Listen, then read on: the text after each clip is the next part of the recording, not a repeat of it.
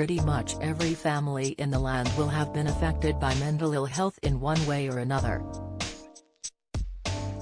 Ours certainly has been. And as we have lived through the pandemic, the number of people affected by poor mental health has grown significantly. So many aspects of life under lockdown have put pressure on our mental well-being. We know isolation and loneliness can negatively impact on mental health. Likewise, many people will have feared for their employment and have worried about the buildup of debt. For others, the pressure of living in confined conditions with screaming children and nowhere to exercise can increase the strain. Then there are the reports of an increase in domestic violence. Being trapped with an abusive partner causes intolerable strain. Many young people have struggled with the anxiety of a more uncertain future. And there are the heroic NHS and care workers, exhausted and sometimes traumatized by what they have had to deal with. A new service led by Oxford University is supporting health workers, including ambulance paramedics, who have post-traumatic stress disorder. This is the psychological fallout from the pandemic, and it falls unevenly across society.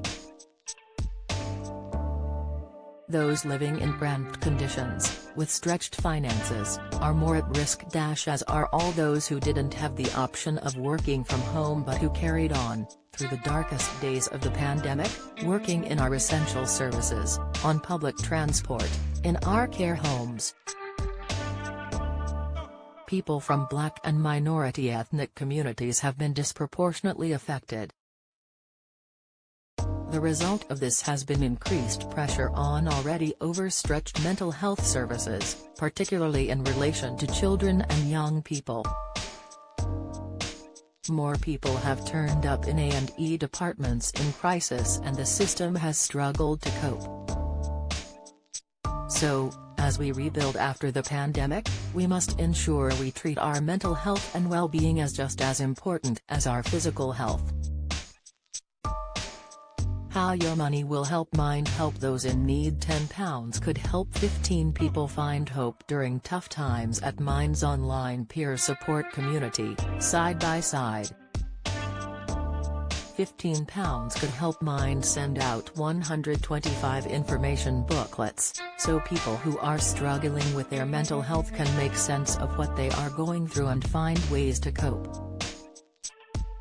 £50 could help 2 children feel less scared and less alone, by funding personalized mental health support through Mind's whole school approach. £100 could help Mind run a virtual school support session, so young people across England get the mental health help they need, wherever they are. I welcome the government's extra cash for the NHS and social care. We must make sure mental health gets its fair share. We all have a part to play in helping people through tough times. We can all help in combating isolation and loneliness, looking out for people living on their own. The challenge facing many people is immense.